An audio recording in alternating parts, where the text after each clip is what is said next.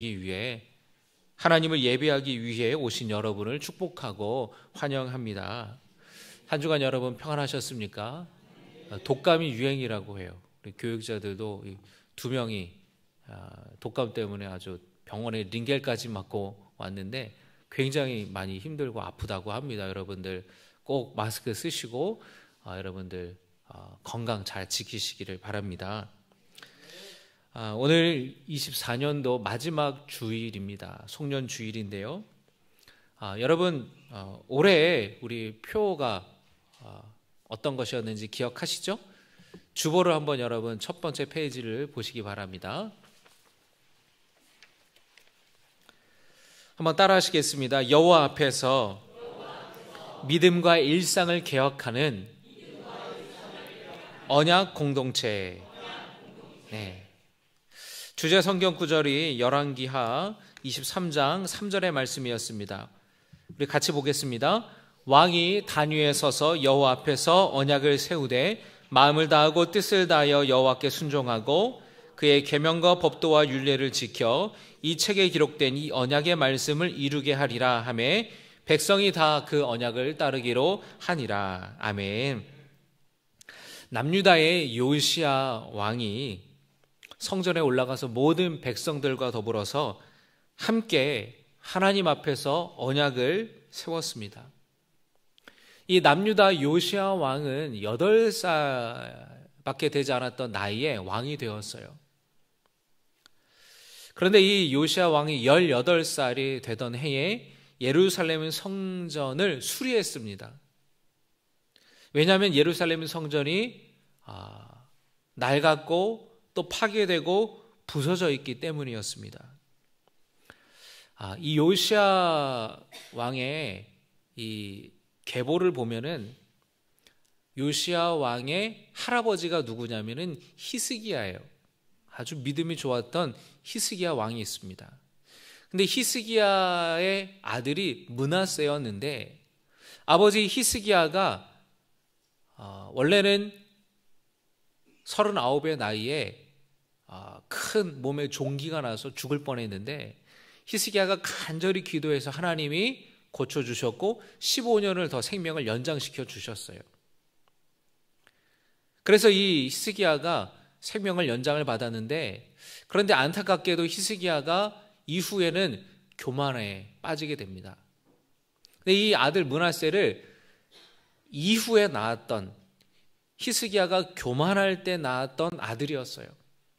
그러니까 므낫세는 아버지의 좋은 신앙의 모습을 보고 배우지 못하고 교만했던 그런 히스기야의 모습을 보고 배웠습니다. 그래서 그런지 이 므낫세는 남유다의 최악의 왕이었어요. 아버지의 믿음을 이어받지 못했고 누구보다 우상 숭배를 열심히 했던 사람입니다. 근데 그 아들이 바로 므낫세의 아들이 요시야예요. 근데 요시야는 또 참 믿음이 좋았습니다. 이 아버지 므낫세 왕 때 너무나 많은 우상 숭배를 자행을 했고 그러다 보니 예루살렘 성전은 문이 닫힌 채 방치된 채 있었던 거예요. 오래전에 아수르에게 조공을 바칠 때에 성전에 금과 은으로 된 예배를 드릴 때 사용하던 기구들을 다 갖다가 아수르에게 뺏겼고 성전 안에 기둥에 금으로 도금했던 것을 다 긁어가지고 정말 싹싹 긁어서 아수르에게 갖다 바쳐야 되는 아수르에게 그 빼앗겼던 슬픈 역사가 있었습니다. 근데 이 요시야가 18살쯤 됐었을 때 이런 성전의 모습을 보면서 너무너무 속상했던 거예요.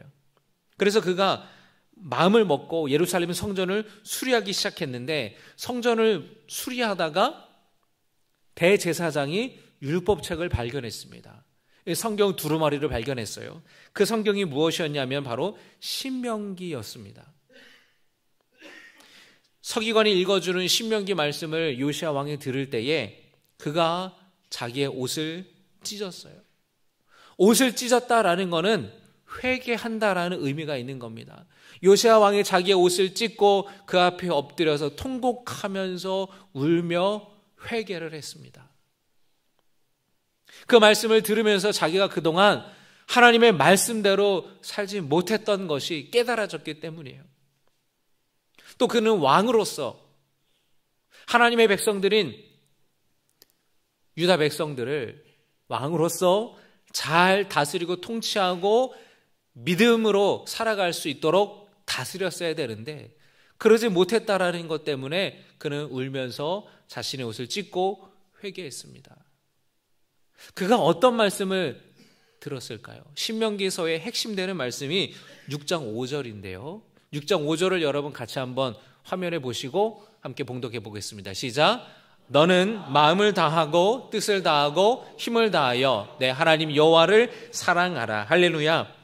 너는 마음을 다하고 뜻을 다하고 힘을 다하여서 주 너의 하나님, 내 하나님 여호와를 사랑하라. 이것이 신명기 말씀의 핵심이에요. 요시야 왕은 이 말씀을 들었을 때에 내가 마음을 다해, 뜻을 다해, 힘을 다해 정말로 하나님을 사랑했었나? 생각해 보니까 그러지 못했던 것 같은 거예요. 그래서 요시야 왕이 철저하게 회개하였고 또 백성들에게 하나님을 사랑하라고 마음을 다해 뜻을 다해 힘을 다해 사랑하라고 가르치지 못했던 것을 회개했습니다. 그래서 요시야 왕이 유다의 모든 백성들의 지도자들과 백성들을 다 불러 모아서 성전에서 발견했던 이 신명기 말씀을 들려주면서 우리가 이제 하나님 앞에 이 계명을 지키고 이 언약의 말씀을 지키자고 이야기를 하는 거예요. 그리고 백성들도 그 언약을 지키기로 했던 겁니다. 그 말씀이 바로 오늘 조금 전에 읽었던 열왕기하 23장 3절의 말씀이죠. 다시 한번 읽겠습니다. 시작. 왕이 단 위에 서서 여호와 앞에서 언약을 세우되 마음을 다하고 뜻을 다하여 여호와께 순종하고 그의 계명과 법도와 율례를 지켜 이 책에 기록된 이 언약의 말씀을 이루게 하리라 하매 백성이 다 그 언약을 따르기로 하니라. 할렐루야. 절기가 회복됐고 예배가 회복됐고 그리고 온 백성들이 우상을 버리고 하나님께로 다 돌아오게 되었어요. 백성들의 일상이 바뀌었습니다. 우상을 다 갖다 버렸어요. 그들의 신앙이 바뀌었습니다. 하나님만 사랑하고 하나님만 섬기는 삶으로 바뀌었습니다.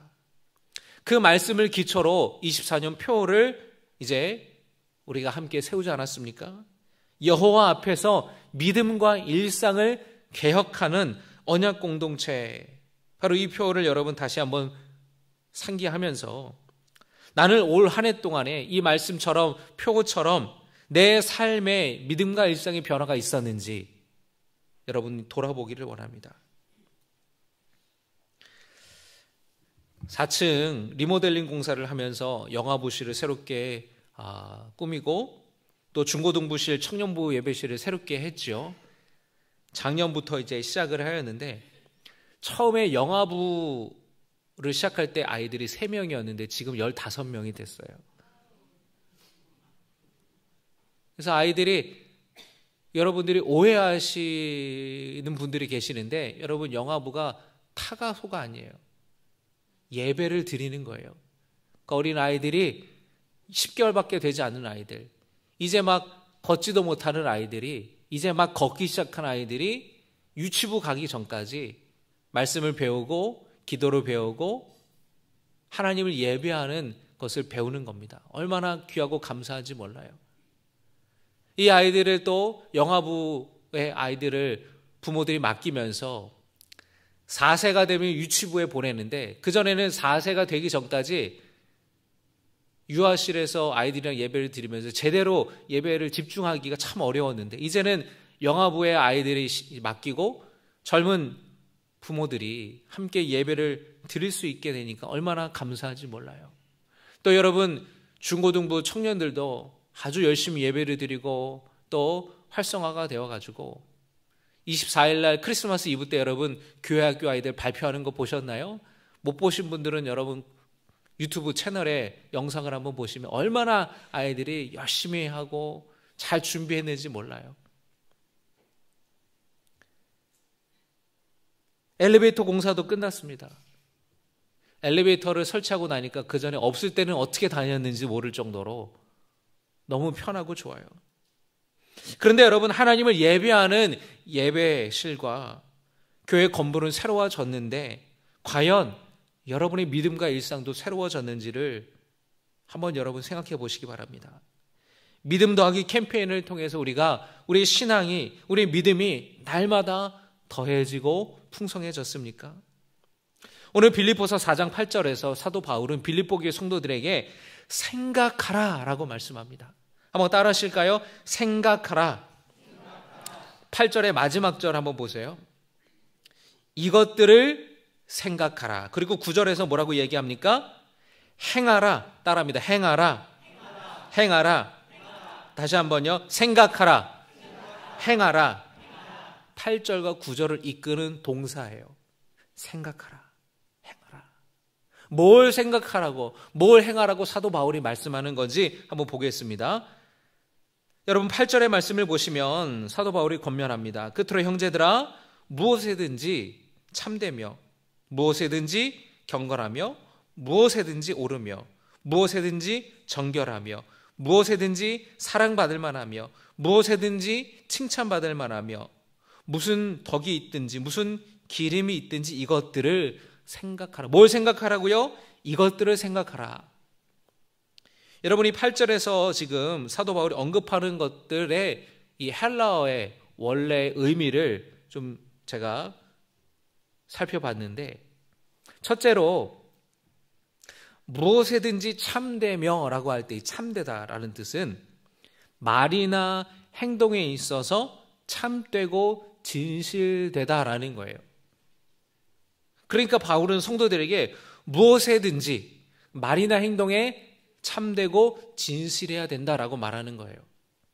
또 경건이라는 것은 어떤 신앙적인 차원의 이상의 것을 의미합니다. 정직하고 존경받을 만하고 존중받을 만하냐라는 거예요.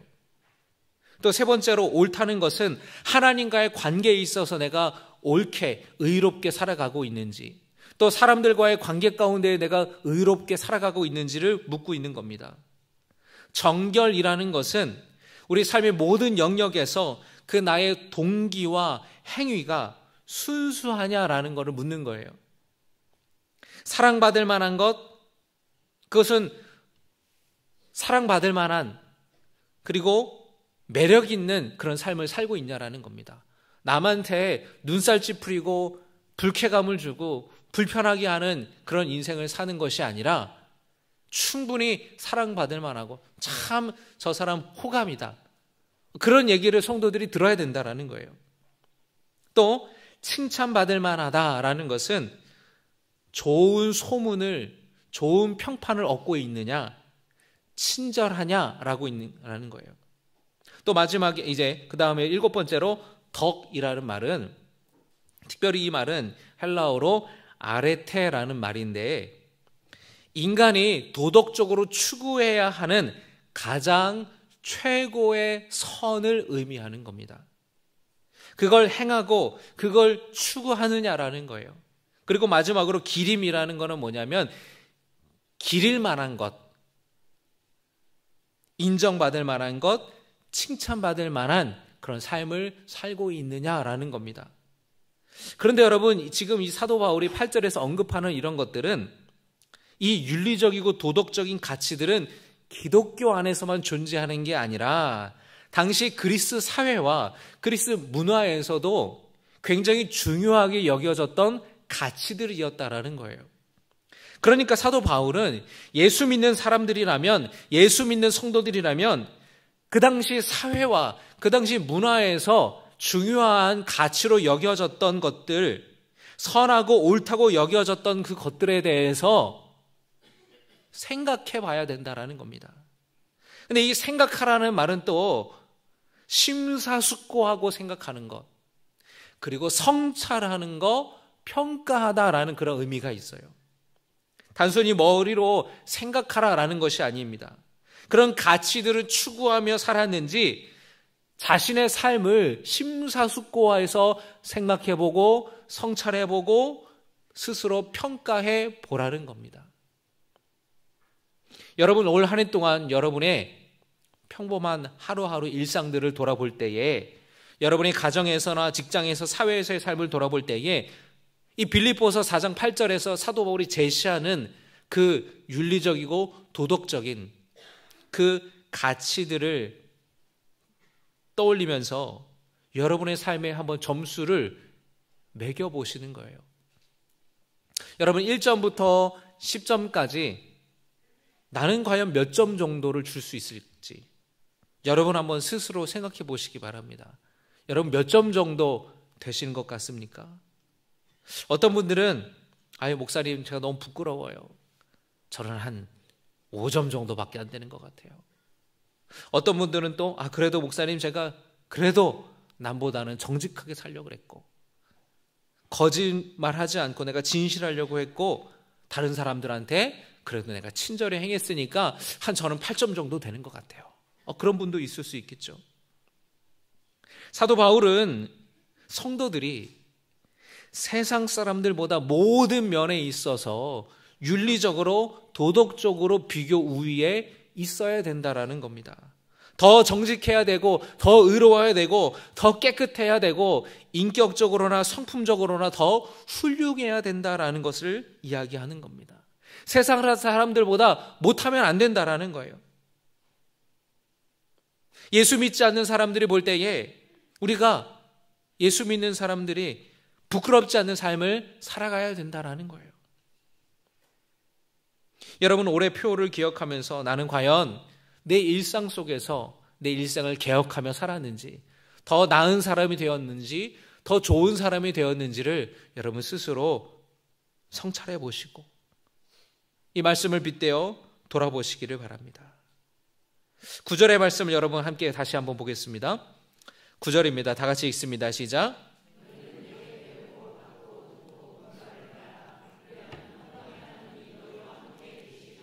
아멘.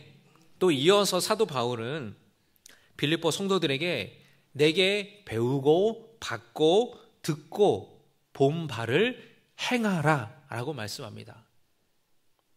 그러면 빌립보 교회 성도들이 바울에게 배운 것이 받은 것이 들은 게 뭘까? 그들이 뭘 봤을까?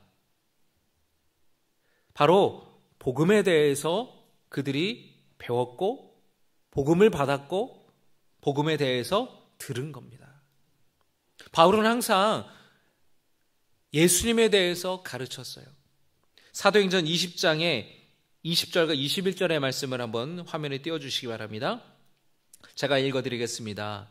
유익한 것은 무엇이든지 공중 앞에서나 각 집에서나 거리낌 없이 여러분에게 전하여 가르치고 유대인과 헬라인들에게 하나님께 대한 회개와 우리 주 예수 그리스도께 대한 믿음을 증언한 것이라. 할렐루야.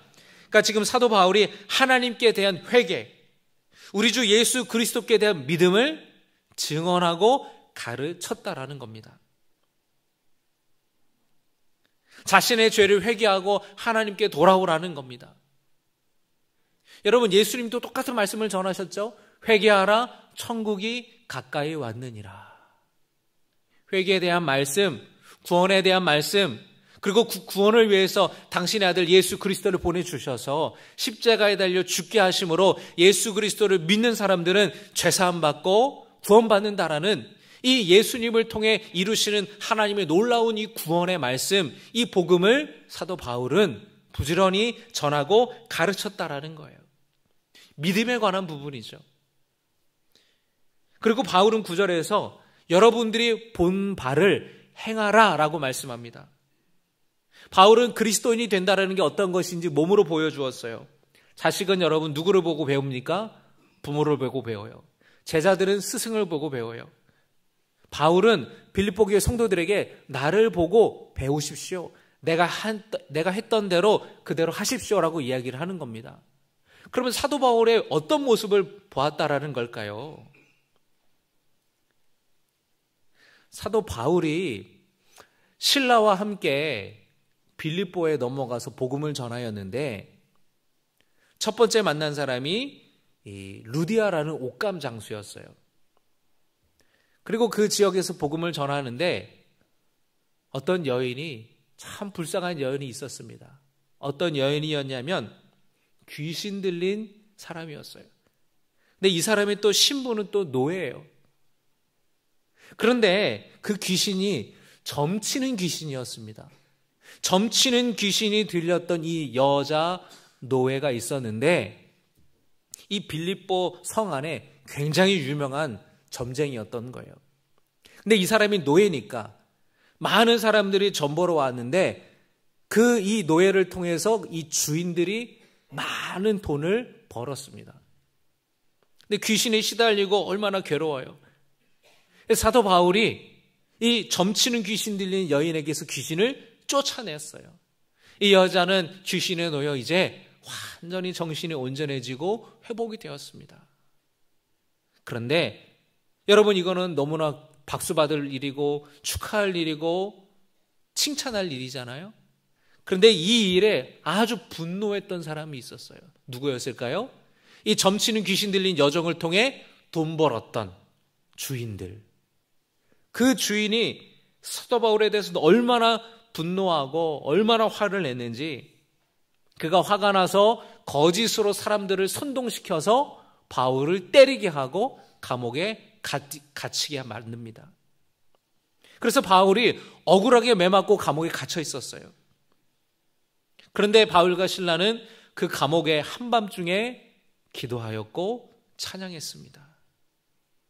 그때 하나님의 역사가 일어나서 지진이 일어나게 되고 옥문이 열려지게 돼서 죄수들이 다 너나 할 거 없이 도망가게 되는데 사도 바울은 도망가지 않았어요. 잘못하기 없는데 뭘 도망가요? 그런데 옥문이 열려서 죄수들이 도망가자 그 감옥을 주관하고 책임지고 있었던 간수가 스스로 자결하려고 했습니다. 왜냐하면 자기가 이 감옥의 최종 책임자인데 죄수들이 다 도망가니까 지금 자기가 그 책임을 물어야 되잖아요. 불명예스럽게, 그리고 결국에는 죽게 될 것을 그가 알았기 때문에 스스로 명예를 지키려고 자결하려고 했던 거예요. 그러자 바울이 그만두시라고, 우리는 지금 도망가지 않고 여기 있다고, 목숨을 끊지 말라고 그를 만류합니다. 이 간수가 내가 어떻게 해야 구원을 받겠습니까? 내가 어떻게 해야 지금 이 문제에서부터 이 문제를 해결할 수 있겠습니까? 그렇게 간구하는 이 간수에게 사도 바울이 뭐라고 이야기하냐면, 주 예수를 믿으십시오. 그러면 당신과 당신의 집이 구원을 받을 것입니다.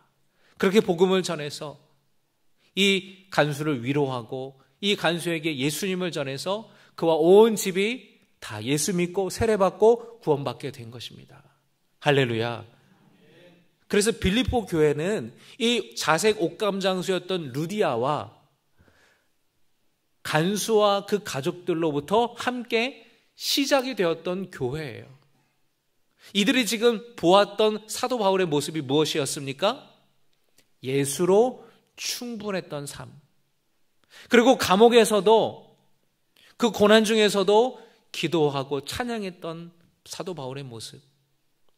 그리고 어렵고 위기에 처했던 간수를 위로해주고 돌보아주고 그 가운데서도 예수님의 복음을 전했던 이 사도 바울의 모습을 빌립보 교회 성도들은 보았던 것이죠. 그 본 것을 행하라는 거예요. 그렇게 살라는 거예요.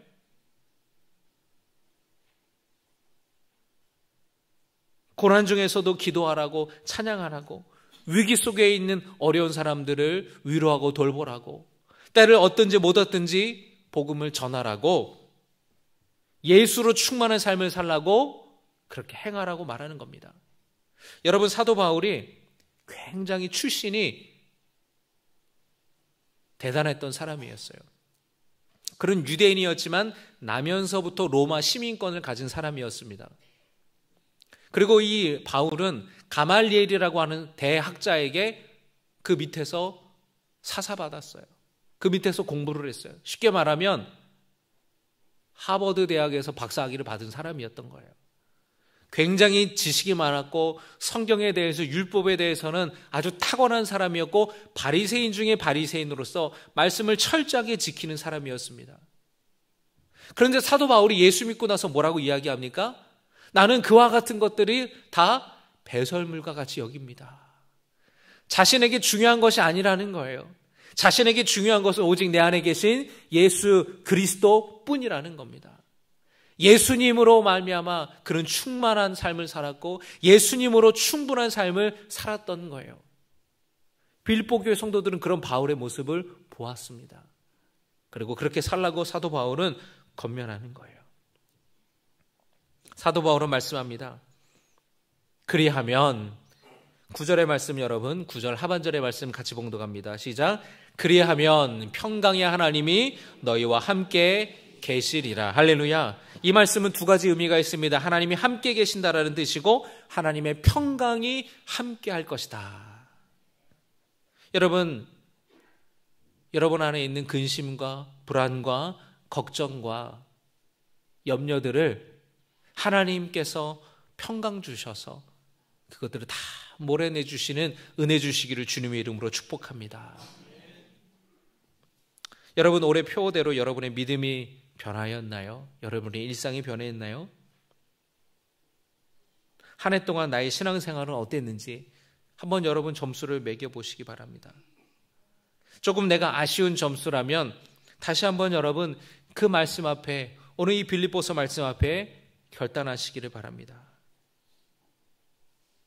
여러분은 어떤 점수를 스스로 매기셨나요? 여러분 또 잘한 부분은 또 잘했다고 칭찬할 수 있어야 되겠죠. 우리나라 사람들이 겸손한 건지 자기 스스로에 대해서는 좀 이렇게 좀 야박하잖아요. 잘한 부분도 있잖아요, 여러분. 한번 여러분 손으로 여러분의 가슴을 이렇게 토닥이면서 스스로 한번 여러분 칭찬하시기 바랍니다. 잘한 부분에 대해서 시작. 잘한 게 없어요? 한 해 동안 열심히 신앙생활했다. 시작. 한 해 동안 열심히 신앙생활했다. 잘했다. 여러분 제가 우리 교육자들이랑 목회계획 세미나를 가가지고 쭉 우리가 22년도부터 올해까지 예배 출석 통계를 쭉 봤는데 22년도 때는 이제 코로나에서 회복되는 그런 때였잖아요. 한 230명, 270명 정도 1, 2부 어른들 작년 출석이 그 정도 됐습니다. 23년도 갔는데 한 270명 정도. 그리고 절기 때나 많이 오면 이제 300명 살짝 넘었는데 올해 통계를 내니까 한 달에 4주에 3주 정도는 다 300명이 넘었어요. 그러니까 1, 2부 통계에서 많을 때는 330명, 340명이 오시기도 하고. 그러니까 그 모습을 보면서 우리 성도들이 정말로 열심을 내서 주일 성수에 정말로 열심을 냈구나. 참 많이 은혜가 됐습니다. 여러분 우리 스스로 한번 이렇게 격려하고 여러분 칭찬하시기 바랍니다. 한 해 동안 열심히 예배 잘 드렸습니다. 시작. 한 해 동안 열심히 예배 잘 드렸습니다. 네, 열심히 또 우리 봉사하시고 열심히 또 어려운 중에서도 하나님 앞에 귀한 예물을 올리고 또 우리 옆에 사람한테도 인사하세요. 여러분 옆에 사람 어깨를 좀 이렇게 토닥토닥 하면서 잘하셨어요. 아주 잘하셨어요. 네. 우리 지난 9월 달에 우리 부흥에 오셨던 목사님이 말주변이 없는 사람 어떻게 하라 그랬어요? 이런 칭찬하고 말하는 거 잘 못하면 그냥 말이 필요 없다 그랬잖아요.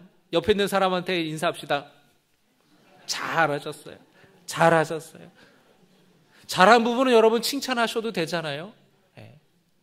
좀 내가 부족한 부분은 여러분 또 오늘 말씀을 통해서 다시 한번 또 깨닫고 우리가 살아가는 겁니다. 그래서 정말로 우리가 믿음에 있어서 예수로 충분한 삶, 충만한 삶, 고난 중에도 기도와 찬양을 멈추지 않는 삶, 어려움에 있는 사람들을 돌보고 전도하는 삶 사시기를 바라고 우리 일상에 있어서는 정말 교회를 다니지 않는 예수 믿지 않는 사람들에게 정말로 칭찬받을 만한 인정받을 만한 그들에게 볼 때에 부끄럽지 않는 그런 복된 인생 살아서 주님이 함께 하시고 주님의 평강이 여러분 가운데 충만하기를 주님의 이름으로 축복합니다.